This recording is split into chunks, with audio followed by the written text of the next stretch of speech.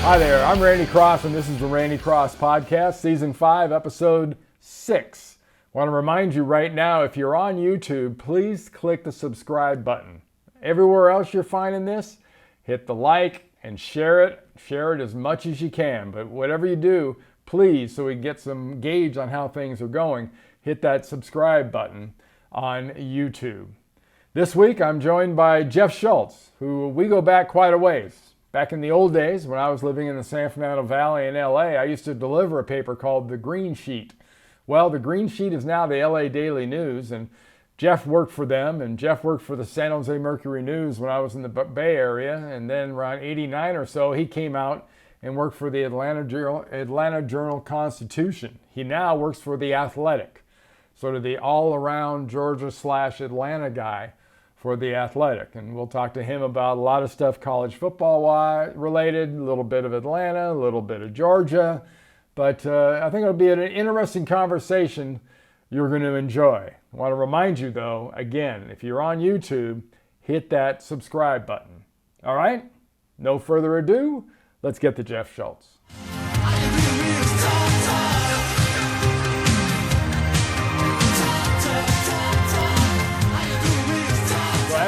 As promised, we're going to be joined right now by Jeff Schultz. Now, he and I go back a long way. He was a writer for the LA Daily News, which was my local newspaper growing up in the San Fernando Valley. Then he was a writer for the San Jose Mercury News, which covered us with San Francisco. Then he was lucky enough to move to Atlanta and work for the AJC out here, and now works for the Athletic.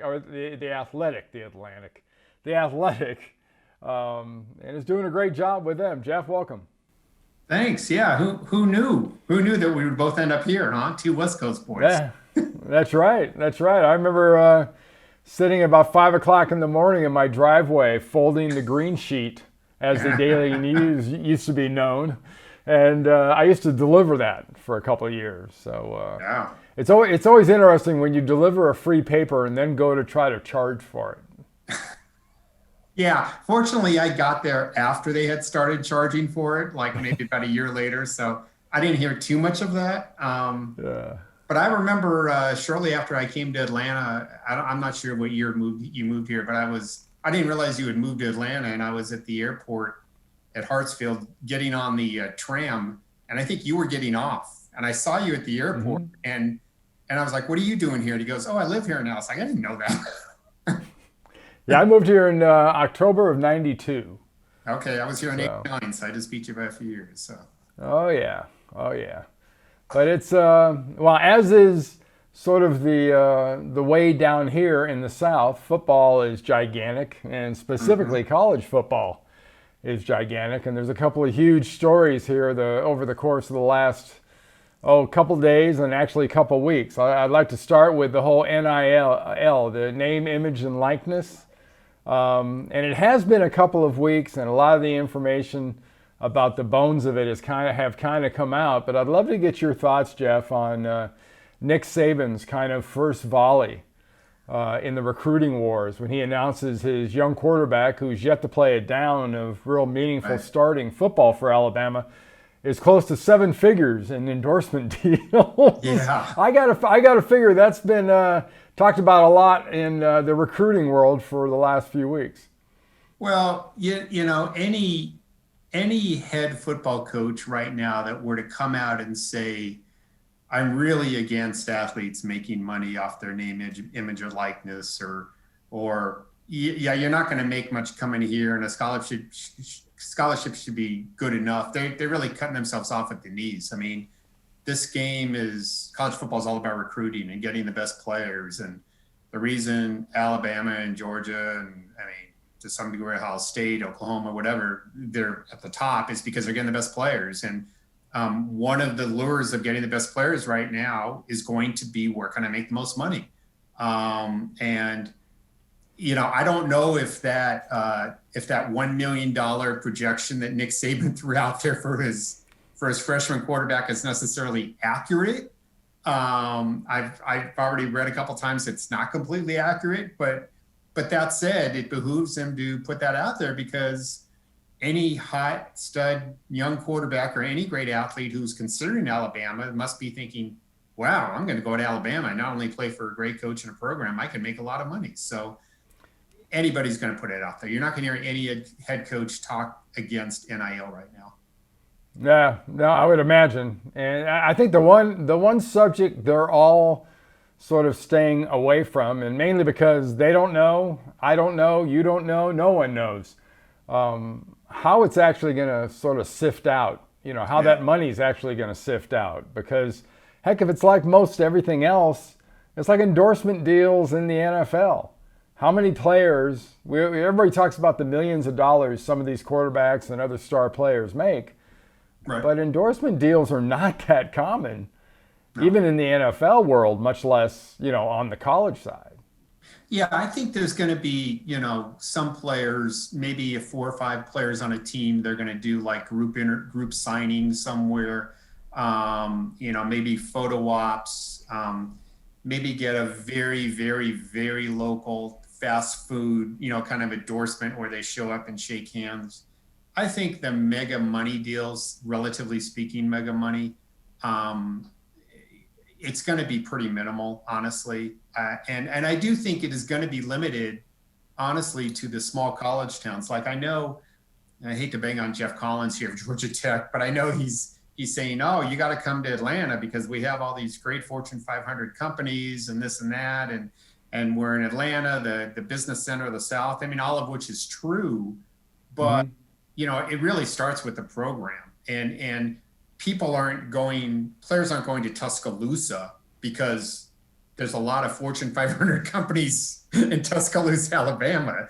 They're going there because it's a great program and because they can be a star in a small college town, which in this case, I would say is probably going to be advantage. I mean, the universities that are going to be your alma mater, UCLA, or even USC to some degree, I think they're going to be a little bit of a disadvantage because they got pro sports there and they got a million other things going on in town. And maybe a local car dealership or real estate or some other kind of business or something, a restaurant is going to think, well, why do I need the UCLA running back when I can get, somebody who plays for the Rams or the Chargers? So I think the small college town athletes are the one who are going to basically benefit the most from this. But I do think in general that I think it's a good thing that these guys finally get a chance to capitalize on their name, image, and likeness. They all go through bookstores and see their jerseys sell there. They didn't get any of it. And it's a long time coming in my view. Yeah. Yeah. Just out of curiosity, can you tell me, what does the NCAA do at this point? Well, they run pretty good tournaments at the D2 and D3 levels. Okay. The basketball tournament, I guess they do a decent job at. I don't know, but yeah, they are. I feel sorry for some of the people who work there because they really are overworked and they have a thankless job, particularly the investigators. I mean, it's like, I don't know, it's like Inspector Clouseau and a rabid Chihuahua at this point. I just like their whole investigation. Yeah. What are they supposed to do? It's a hard enough thing to sort of try to follow. And I suspect, where all this is going, in addition to realignment and conference expansion or contraction, is it wouldn't shock me if major college football at the Power 5 level eventually breaks away. They run it themselves. Yeah. Maybe we get to the point of soccer and have relegation. I mean, that wouldn't shock me either. I'm serious. I mean, that's actually a pretty good idea when you start thinking about, we should have 64 teams or 48 teams, and if you don't stick in that 48, you go down to the other, 60 or so. Oh, that are playing. I mean, and think of all the, I don't know, the North Carolina states of the world who every couple of years are like, are we going to be at this level or are we going to be at this level? And again, I don't mean North Carolina State. They just sort of popped in my head. But I think there's a lot of schools that are definitively above the line and definitively below the line. I think there's a pretty large group in the middle. And and that's just going to ratchet up the competition level and recruiting and probably the cheating even more, honestly, if it ever gets to that point. Yeah. Well, at least the NCAA still has compliance. And like you Yeah, said, the enforcement side, because yeah, as of right now, that is their job. right, right. Yeah. And I don't know with the NIL thing how I mean, technically, all these players are supposed to be funneling it, I guess, through compliance at the individual campuses, but I don't even know if the compliance department knows really what they're working with. They're just supposed to like tell them, "Hey, I'm doing this," and they do it. But I mean, Yeah. again, what's going to stop the Alabama booster from saying, come to our school, I'll give you 50 grand a year to mow my lawn. I don't know what laws are specifically written down. And I don't know what if a school says, no, you can't do that. Is a school actually going to say, no, you can't do that? Yeah. I, Hey, it's well, almost kind of a Wild West. Jeff, who needs compliance when you have the IRS? Because nobody messes with them. Well, yeah. And there are going to be some issues that come up because Mm-hmm. granted, a lot of these kids work for fast food restaurants and stuff, maybe before they got to college or whatever. But um, some of them, a handful of them, are going to have to start filing a serious tax return. And would not shock me at all if some issues come up. Yeah, yeah. Hey, well, the other news in college football is it's been coming for a while, and I think most of us that are around this game on a regular basis, we're sort of looking at it and saying, well, this expansion thing is eventually going to heat back up. But I don't know how many people out there really figured out that Texas and Oklahoma would be the first two to go, and Texas and Oklahoma specifically would be potentially moving to the SEC, who, if we had a 12-game playoff set up last year, SEC would have had 5 of them of the top 12. And that's counting Oklahoma. Yeah. This, and we talked a little bit before, I think we got on the air here. This actually sort of, we got a hint of this 10 years ago when the then Pac-10, I believe, tried to rate about half the then Big 12. Well, there really were 12 schools back in the Big 12 back then, including Texas and Oklahoma. And it fell apart. They ended up getting Colorado, and then they ended up getting Utah from the Mountain West or Big West, whatever the heck they were in. But I think that was sort of the first domino, like this is probably going to happen at some point. I could see where the Big 12 is probably going to go away. It's sort of right now like the conference that has its, fingertips dug into the side of a cliff, I think. And I think this latest thing sort of started, I'm not sure exactly when it was, but I guess several weeks ago when the Big 12 sort of went to their broadcast partners and said, hey, I know that our broadcast deal, still has 3 or 4 years left, whatever it is, but we're open to talking about an extension now. And they told, well, we're not really looking for that right now. And that was sort of a warning shot. And I'm sure that got to the presidents at Texas and Oklahoma and the athletic officials. And it's like, we have to get ahead of the curve. Now, as much as I am against all of this in principle, in general, in terms of what I think it's going to do to college football, I have to applaud the foresight of Texas and Oklahoma to say, you know what, screw these other people in our conference, our partners here. We have to go out and cut the best deal for us. We don't know what's going to happen with this conference in a couple of years. And so whether they knocked on the SEC's door or whether the SEC behind, closed doors said, hey, why don't you check into this and then check back with us? I'm of the belief in general, my default position, Randy, is everybody's guilty. And so Texas and Oklahoma, I mean, I don't know if it's going to be a short term or long term, if they're going to have to wait 3 or 4 years, but they're definitely coming to the SEC. I'd be surprised at this point if the thing fell apart, put it that way. I think they're too far down the road on this. Yeah, it sure seems like it. And that would also, I think, immediately indicate, like you said, people forget, football fans forget that there used to be a conference down in the lower central area of the United States that wasn't called the Big 8 or the Big 12. Mm-hmm. The Southeast Conference was a big deal that everyone figured would be around forever. Yeah. And, all of a sudden that went away. Yeah. And there's every possibility that not only one, if not more, conferences could be looking at a a serious issue. I mean, realistically, Jeff, do we need more than, let's say, 4 16-team conferences in major college football? Well, I don't know if we need more than that, but that's probably what you're going to end up with. I think, my personal view is I'm all for regionalism. I'm all for tradition. I'm all for, to me, the uniqueness and intimacy that only college football brings. I love those local rivalries. I love fans driving. Randy, we were talking about both being from California, until I moved to the South and started driving to these campuses from Atlanta because it wasn't worth it to fly. I never really fully appreciated how many fans traveled from city to city. And you knew they were traveling because if I was in Athens going to Knoxville, you saw the G fans or the G flags, flying on the cars. Or if I was going to cover Tennessee, Florida, or whatever, back in the glory days of the AJC when we covered 20 SEC and ACC games every week, it seemed like. And I would see flags from all these schools on the interstate as they're driving to the game. And I mean, that part of the culture, I just fear is going to be lost. I think it's already been lost to some degree. And I think it's just going to become more so. Look, this horses out of the barn, the trains down the station, whatever metaphor I could screw up or whatever. It's happening, and it can't be stopped.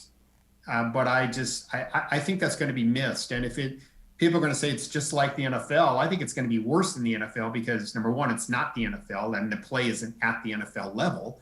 But the other thing is, at least the NFL has a structure to it, right? I mean, and it's been a familiar structure for a long time.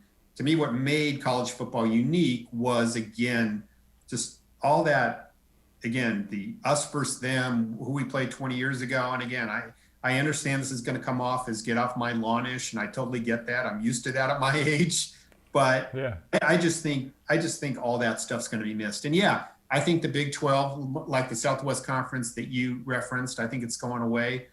I think it probably will be 4 16-team conferences plus whatever the hell Notre Dame does. I would think eventually they're probably going to go to the ACC. I think they realize that's probably the best thing for them. But who knows? Maybe it ends up being 2 32-team conference. I mean, I don't know. But regionalism is going away. There's no question about it. Well, the hard one to really see is when you look at whether it's the Big 8 again, or the ACC, or the American Athletic, which has got several teams that are going to be very appealing when it comes to team conferences that are looking to poach. The ACC's got a real top-heavy problem where they have a few teams that are really, really good as anybody out there. Then they've got a whole bunch of teams that are okay, and several teams that aren't. That'll be the guessing game to me. Everyone, for all the talk about Alabama and Georgia and Texas and Oklahoma and what's going to happen, I just can't fathom what's going to happen with some of these kind of others. What teams in the ACC become, like the Rices and the Houstons and teams like that came out of that old Southwest Conference. I mean, there's going to be some tearage, if you will. Yeah, it's funny. You mentioned Rice. I remember the old days of the Southwest Conference because you and I go back to those days. And I think there were, 9 teams in there. And at one time, I want to say 8 of the 9 were either on probation or under investigation by the NCAA. And the only one that wasn't was Rice. And everybody figured if they weren't cheating, nobody really cared because they weren't even really doing that right. They weren't very good at that either. Besides, they weren't very good at that either. But it's going to be an interesting situation because, let's say everybody does go to 16 and let's say the ACC has a chance to add, I don't know, West Virginia, Cincinnati or whatever, some pretty good football programs. Do you cut out Duke? Or is the ACC, do you think, well, we can't completely shred our basketball component, right? You can't, there are programs, obviously, the ACC has college basketball programs that do very well, and the football programs are just kind of eh. And again, I think this gets back to, do we just do something completely different? I don't think any of this is really going to happen in the short term, but I think a lot of this is sort of going to unfold, evolve, or devolve, as the case may be, over the next 6 or 7 years. And you know what? It's all going to be driven by the same thing. It's going to be driven by money. And Oh yeah. I mean, it's so maybe something happens basketball wise where ESPN or Fox or whoever, CBS, goes to all these basketball schools and says, you know what, let's just start a basketball conference. Because some of the high level basketball coaches are going to say, I don't want to be part of this. I'm a basketball coach. I want my program. I don't want to be dragged over there for football. I mean, again, I think it's going to be a cluster. Honestly, I think it's going to be a big mess. And people are going to make decisions based on who's offering the most money. And I think it's going to be a while before the dust settles. I'll say that. It certainly is not going to start and end with Texas and Oklahoma. There's no question. Well, speaking of things that have been kind of a mess, and you mentioned it earlier, what are the prospects for Jeff Collins and Georgia Tech this year on the football side? I covered Jeff for a few years there when he was at Temple. Right. And, there's a lot of bluster to Jeff, but there's also a hell of a lot of good fundamental football. And from a football coach standpoint, I got a lot of respect for what he does. Mm-hmm. I'm just curious about that program and, where he can have that thing in a fairly timely manner because, it's been a few years now. There's going to be some patient issues there, aren't there? Yeah, well, he signed, I want to say he was given a 6-year contract, maybe even 7, I'm not sure. So there was and obviously there's a financial component to it, but there was an understanding from Todd Stansberry, the athletic director, and I'm sure Jeff Collins' agent, that in their view, this was going to take a while to turn around, that they were going from an option offense to, regular football, if you want to call it regular football. And that they were undersized on the defensive side of the ball. They were undersized on the lines. They didn't have a tight end, all these things you've heard about. And I totally get that. But this will be the third season. They've lost a lot of games in the first 2 years. They've lost a lot of games badly. They've lost to a couple of teams they should not have lost to. And I think in year 3, Randy, to your point, you are definitely going to have to start winning some games. You don't have to go 7-5 this year. But you have to win, I want to say, at least 4 or 5 games this year to show that you're trending in the right direction. You got to beat the teams you're supposed to beat.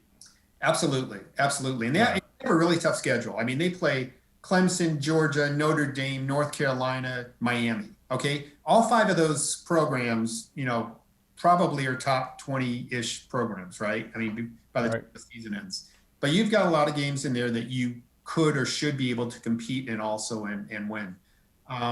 Look, Jeff Collins has improved recruiting. He's definitely improved in that area. And he has definitely improved the program in terms of marketing and branding and getting the name out and everything. But, at some point, a lot of that stuff sort of rings hollow and you need to show tangible progress and evidence. And there have been some players who've left the program. I don't know how much to put that on them because these days everybody's leaving some program.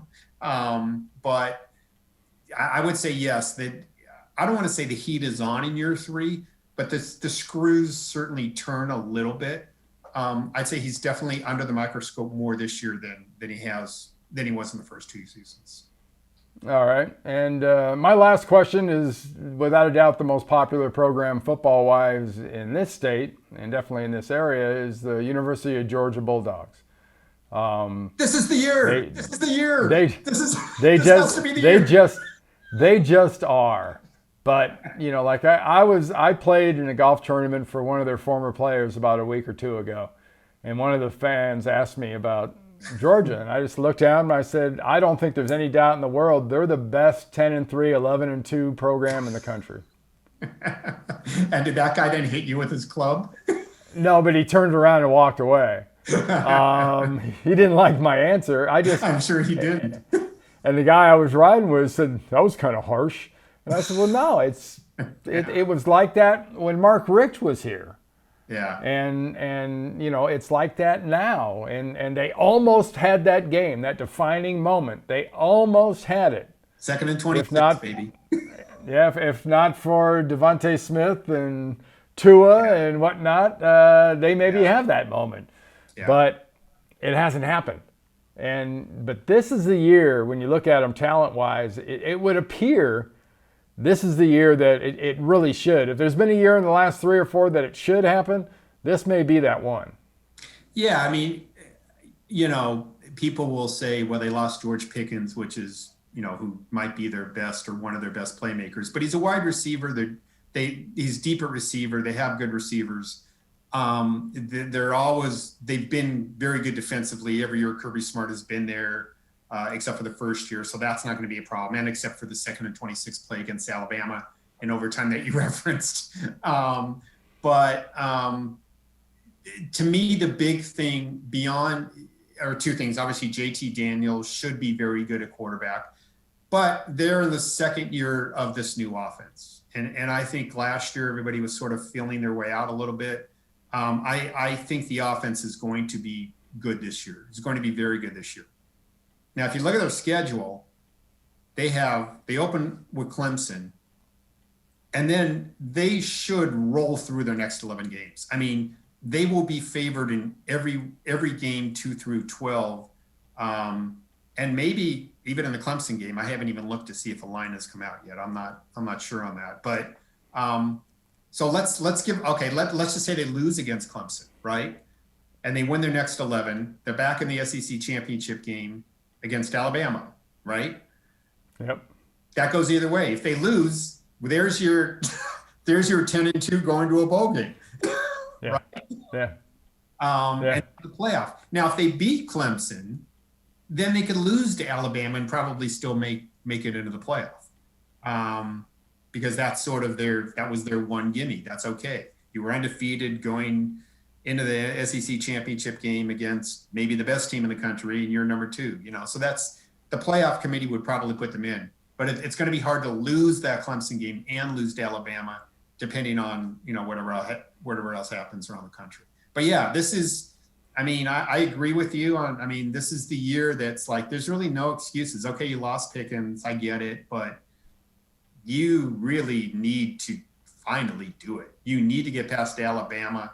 You came really close. You had a great year that year. You beat Oklahoma, and you had Alabama beat. You had Alabama beat in another game too. But even putting that one aside for a minute, it's like at some point you've got to do it, and that doesn't mean I'm of the belief Kirby Smart can't win a championship. I think those narratives kind of get overblown sometimes, but it's going to get loud and ugly if they lose 2 or 3 games again, like you said, and they don't make it in the playoffs, or they get bounced in the first round or something. I think. All right. Hey, Jeff, really appreciate you joining me. Thank you so much. Enjoy your time with that granddaughter you spent the afternoon with, and look forward to reading more of your stuff at The Athletic. Appreciate it. Thanks, Randy. All right, Jeff. Bye-bye now.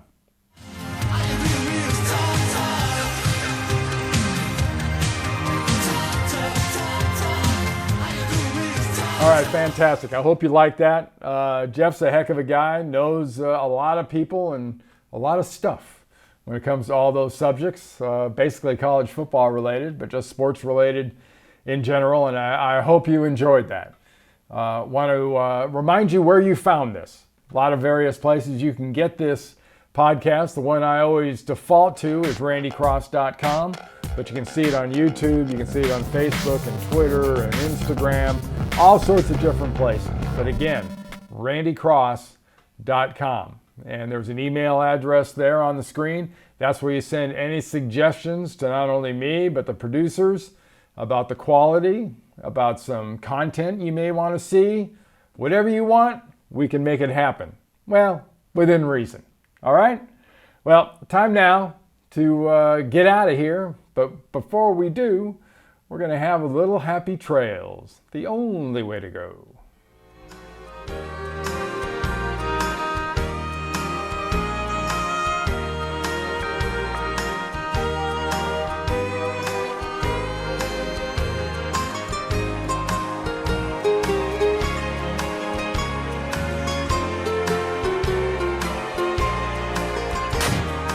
We're